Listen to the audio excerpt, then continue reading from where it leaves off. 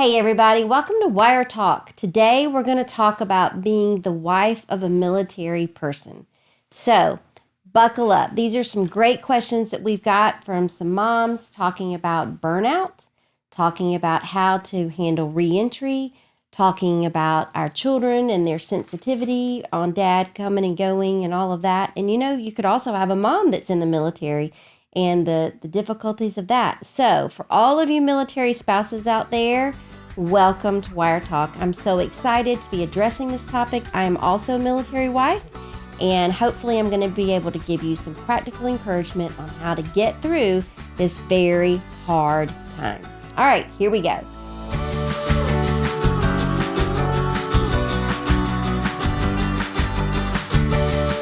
Well, hello, moms, and welcome to Wire Talk. Today's topic is near and dear to your heart. Yes, it is. For moms who are totally new and don't know your story, would you share your or our family's military history? Oh, yeah.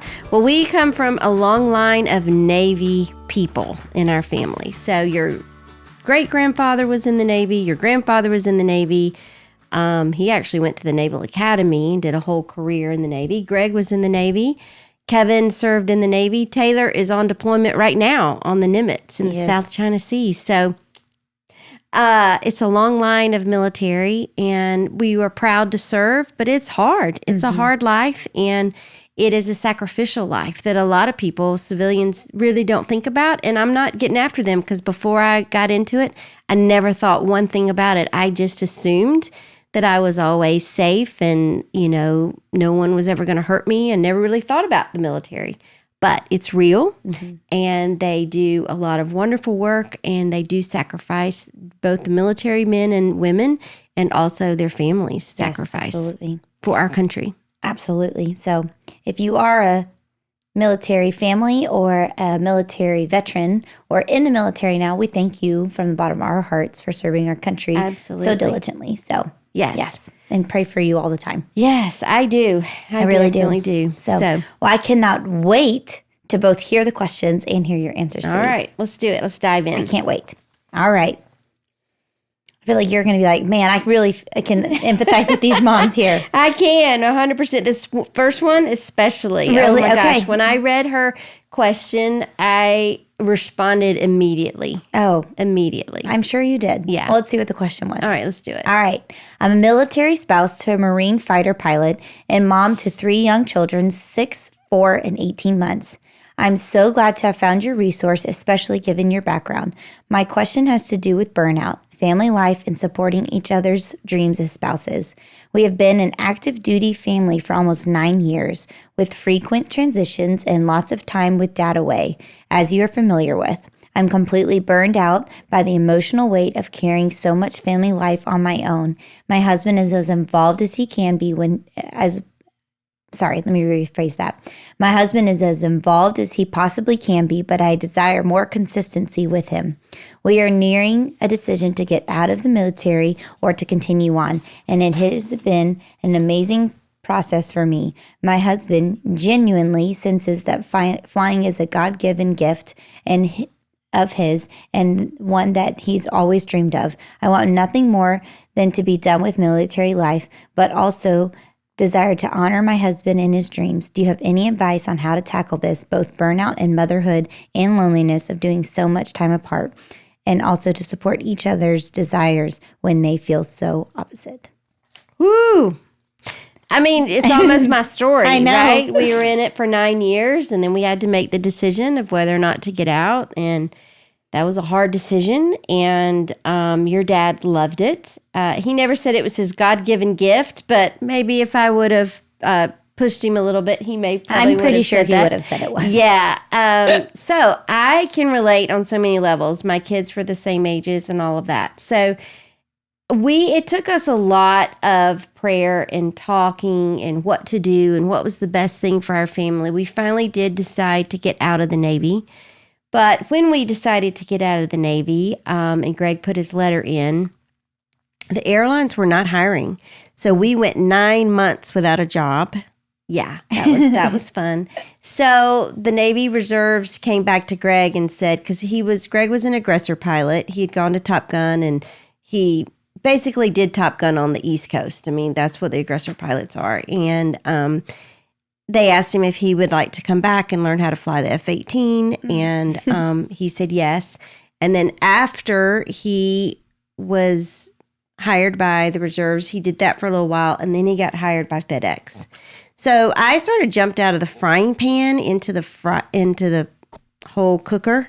I mean, like the hot water cooker. And it was just crazy because when he was doing FedEx and Navy reserves, he was averaging 4 to 5 days a month home. Crazy. And we had 3 small children, 5, 3, and 1.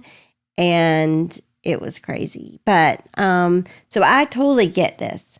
So she wants to know, how does she support her husband, but she's also very, very, very burnt out. So I think that the way I handled the burnout is I really started, and this is not lip service, moms. This is exactly what I did. I was so broken, and I just went to the Lord and just said, I am at my wit's end. I'm at the end of myself. I'm completely broken. There's nothing else I can give, nothing else I can do. I don't know how to make this work. So I need you to meet me where I am and to fill every single one of my needs. And once again, I'm not being spiritual about that. I was just that desperate. And you know what? God showed up in a mighty way. And I had requests for him on, like, how am I going to get through this day? How am I going to help, parent this strong-willed child and this baby that, and I was just at my wit's end. So God met me every single day. I joined hold on one second. I joined a Bible study in my area, and that really also helped. But every day I would just wake up and I would give my laundry list to the Lord. And this is what I need from you today. And I need the strength to get through this. I need the consistency to stay on top of Kelsey. I need, the courage to do what I need to do as a mom. And I need the love from my husband because I was really starting to get bitter and angry. I would imagine so. It was really, really, really hard. And God met me and he gave me all those things that I needed. And whenever we had Abby, the 4th, the deal was that Greg was going to quit flying in the Navy if we had number 4. And so I had her. I did my part, and then he did not do his part. He reneged, and that was really hard. And I just went back to the Lord and just said, okay, I cannot depend on Greg to meet my needs. He is a wonderful husband and a wonderful father, but he is addicted to this flying, and there's nothing I can do about it. So God, meet me where I am. You can't compete with an F-18, Mom? I can't. I used to say I can't light myself on fire and go Mach 3 around this house. I'm good, but I'm not that good. So God met me there, and he restored me. He restored my marriage. I don't know how he did it. I'm not God, but he did it. So that's what I would suggest to this mom to do. Just get on your knees, which I'm sure she's already there. And I would just say, Lord, I need you. Like I've never needed you before. God has to work on the husband's heart. Mm-hmm. And I would tell Greg all the time, I can't do this. And he would just pat me on the back and tell me I was doing such a good job. And I just want to punch him. But one day, after 2 years of me not saying anything, he just walked in the house and said, I'm going to get out. I'm going to quit flying F-18s. 2 years. 2 years. Of you on your knees. Yep. Meet my every need. Every day. Every day. And I'm not trying to be spiritual about it. It's just that's the only way I learned to survive. Wow. So, but God was faithful. He met me there. And honestly, I think because of those days, birthed Birds on a Wire, because I started seeing motherhood from a whole nother light. Wow. Yeah. Truly. That's powerful. Yeah. So for this sweet little mama, lean into the Lord, his wisdom, his strength, his courage, and stay the course. I know it's hard. But that's what you got to do. You can do it, Mom. Yeah, you can do it. With God, you can do it. You can do it. I can do all things through Christ who strengthens me. Yes, and I used to say that on a regular basis. I love it. That's amazing. It's true. All right.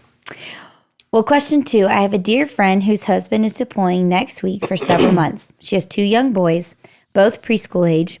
I know you know this world. What are some ways that I can love her tangibly while he is away? What a sweet friend. I mean, come on. It's so that's sweet. That's amazing. Yeah. That is I mean, wow. That's Well, great. that is. And the first thing right out of the gate I want to tell you is to call her, reach out, text, send her a card, check on her. And don't just check on her the first week he's gone. Check on her, the third week he's gone, the fourth week, a month in, 6 months in. That's one thing. Just constantly check on her. Yeah. And just make sure, what can I do? I'm going to the grocery store. Can I pick you up anything extra? Hey, I'm running my errands, then I'm going to go by Starbucks to get a treat. Can I bring you a treat? That's always so nice. Yeah, it is. Offer to watch your boys. Just say, hey, I'm going to watch the boys. You go do whatever it is you want to do. Go get your nails done. Go to the grocery store by yourself. Go for a walk. Go do whatever it is that you want to do just to get out of the house. The thing about military spouses is there's no one giving them a break. I mean, if they're working, they're home with the kids. They're doing everything all the time. There's no one. And then things happen all the time when their husbands are out of town. All of our husbands travel, so that's not anything new. But when your husband's on a deployment, he's not coming home. No. And there's nothing that's going to get him home. So you have to do it all for months on end, and it starts to wear you down. So check on her. Always bring her little treats if you can, acts of service, take her kids. Just think about the different love languages and how could I, do acts of service for her today? How could I give her words of affirmation this week? How could I bring her a gift? Those physical touch. Give her a hug. I mean, you would be so surprised at how a military spouse just craves a hug. Oh, I could imagine. When my parents would come see me, my dad was always so great at giving big hugs. And I just never realized I needed it so bad. But when Daddy would hug me, I would just be like, ooh, I'd just melt, because I was just like, I needed that so bad. Because, you don't think about, well, you just give me a hug. You don't even realize you need it until somebody hugs you. That's so. And I'm not even physical touch. No, you're not. You know that. No, you're not. But sometimes you really do. You just need a hug. it. Mm-hmm. So, what would your practical tip for this friend be for the friend that her friend is husband's going on deployment? Yeah, got that out, Emily. Yeah, not quite. I would just be there for her on every different level as much as you can, and just the little things make a big difference. Yeah, that's awesome. Yep. All right, moving on. Hey, I'm a stay-at-home mom with 4 kids, 7, 5, 3, and 1. I homeschool the older kids, and I work from home as an online 3rd grade teacher. In addition, my husband is in the Navy and will be gone for several months in 2023. We have been truly blessed to have met so many wonderful people in sunny San Diego since we moved in 2020. However, I struggle day in and day out, feeling lonely and overwhelmed with making all the daily decisions. My husband is my best friend, and life is very difficult without him. We have very limited communication with each other when he's away. I take people's offer to watch the kids and try my best to ask for help. My wonderful mother-in-law and sister-in-law are in San Diego, but life is just not the same without my husband. Do you have any tips for managing a household, enjoying life, and having a peaceful home while my husband is away for long periods of time? Thank you for your time. Well, like I said, I come from a long line of Navy, and my mother-in-law, I did it, Kelsey, and now my son is on a deployment with the Nimitz. And I think it's different for everybody, and you have to figure out what works for you. So for me, I would save things to do while Greg was on deployment, things that Greg didn't like to do so much. So, for instance, Greg doesn't like Pizza Hut pizza. This is a really silly example, but it's one that I did all the time. So, when he was gone, I always ordered Pizza Hut pizza. So, the kids grew up loving Pizza Hut pizza. They did pepperoni and black olive. That's right. And crust. Greg was the only one that was outnumbered. But I always ordered it whenever he was would be gone. I would also do projects around the house that would keep me busy and things that I could focus on. And, for deployments, especially in the Navy, they're long. So I would sort of mark it out on my calendar. The first 2 months, I'm going to paint this room, or I'm going to I even tried to wallpaper my dining room in my house in Virginia. And my sister came to visit, and she goes, Karen, you do know that in wallpapers, there are patterns, right? And you have to line them up together. And I said, no, I didn't know that. was just hanging the wallpaper. Oh my gosh, you would. You wouldn't even notice. I didn't even notice. That's the most Karen thing I've ever heard. Truly. But I did projects around the house. I would paint rooms. I would, try to redo furniture. I would just do whatever. I think one cruise I got into scrapbooking. I've never scrapbooked a day in my life before or since. But you know what? It kept me busy. It kept me occupied. And I think all of it's still in the basement. I think it is. But that's okay because it kept me busy and it kept me occupied. Good. So those are the things. I also think joining a Bible study is really good. And like I said earlier, just asking God to join you in on this journey. And I think it's wonderful that your mother and sister-in-law live close by. Continue to ask them for their help. But those are the things I did to help pass the time. And as far as, we all want our spouses home and we all do life better when our spouses are around. But you can live a joyful, great life when they're gone. Yes. So what's the one practical tip you'd give this mom? I would take this time to work on you and your relationship with the Lord, anything within your own self, set a goal and go after it. I love it. Yeah. So great. All right. Well, the next question, I really need some help with my, oh, no, that's right. I'm sorry. I was expecting a military. Okay, moving on. Oh, that's so funny. Sorry. All right. I really need some help with my 4-year-old yellow red. The first 2 years of life was primarily me doing all the work. Dad helped, but not often, because he's in the military and gone a lot. Right after his 3rd birthday, Dad deployed. He was gone for 6 months, and got home late last year before the holidays. Ever since Dad got home, he's the meanest little boy to his father, and now is also happening to me. He says things like, I hate you, I don't like you, I only like mommy. I want me and Sissy and mommy to live together and not you. The list goes on. My husband has been very active since he's gotten home and has been trying to create a relationship, but my son's attitude is really crushing my husband's soul. It's to the point he won't allow my husband to do anything with him. He won't let him bathe him, brush his teeth, get him food, put him to bed, snuggle with him, touch him, nothing. I'm at an absolute loss. Please help me. Well, this is really hard, but it sounds like her son is punishing her husband for being gone. So I would pick a time and I would sit down the 3 of them, none of the other children, but just the 3 of them. And I would just say, you know what? Dad was gone, but that's his job. And he loves us very much. He loves you very much. And this has got to stop. And we're not going to allow you to say any of those things like, I hate you and I only like mommy and all that kind of stuff. I would have that conversation with him. Even though he's 4, he can understand that. And I mean, I can just imagine you having a conversation like that with Harper. Yeah. She's 4. She could understand that. Yeah. And she knows what she is doing. Yes, Heck, you go out of town for the weekend and she punishes you. Listen, you left for Israel and she was mad at you. So She was.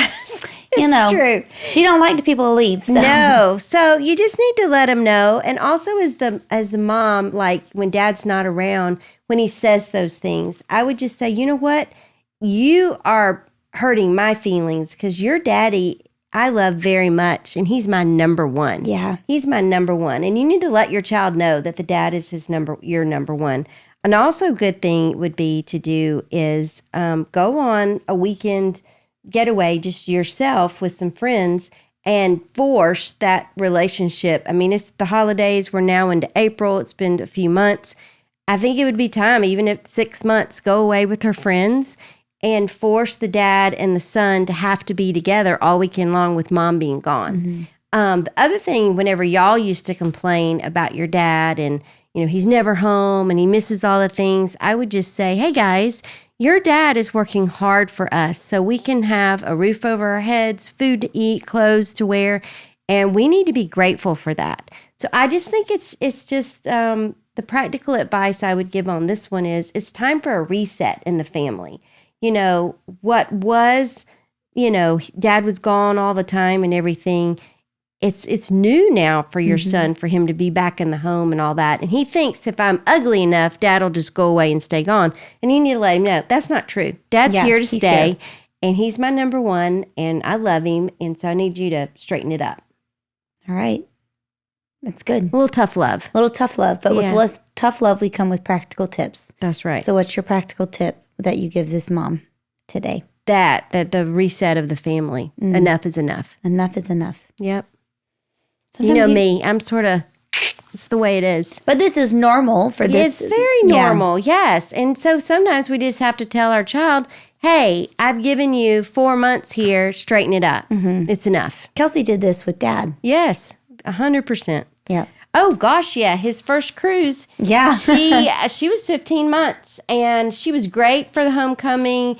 We went on a bike ride. We had dinner together. It was awesome.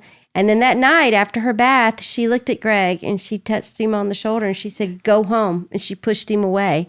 And he was like, what? He was so heartbroken. And I told her, she was 15 months. And I said, Kelsey, Dad is not going away. This is his home. And she cried that night when I put her to bed. She had never cried when I put her to bed. She would go to sleep like nobody's business.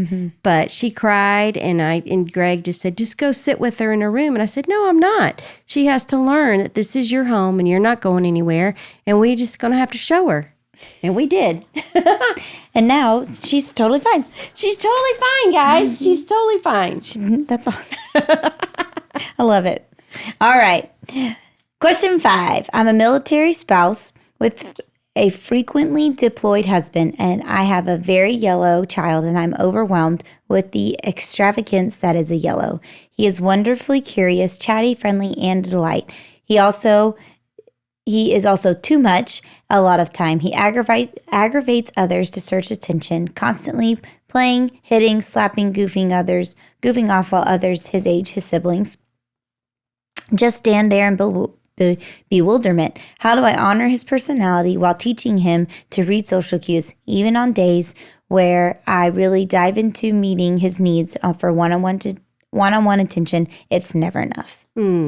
Yellow to yellow, Mom. Yes. How do you answer this? Well, her sweet, fun yellow. Speaking as a yellows will never get enough attention. They will never get enough attention. And so that's the tension that you have to manage as the mom of a yellow.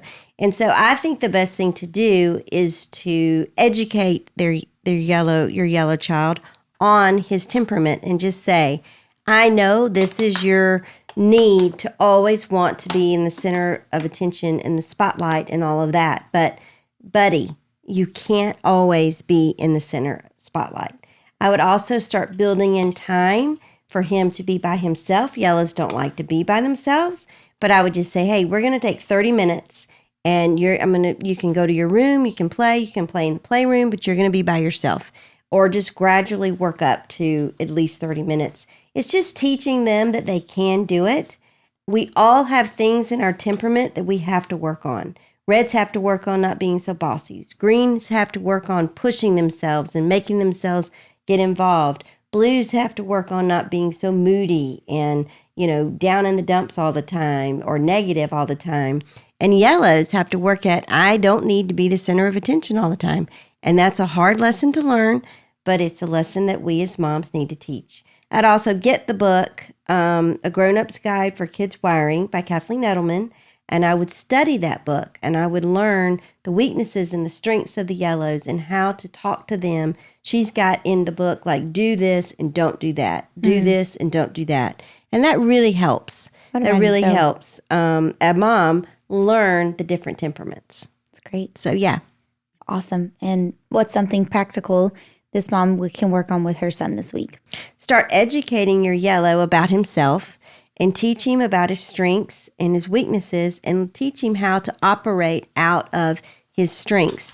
That is a weakness, having to be the center of attention all the time, because that's not possible all the time. So it's okay.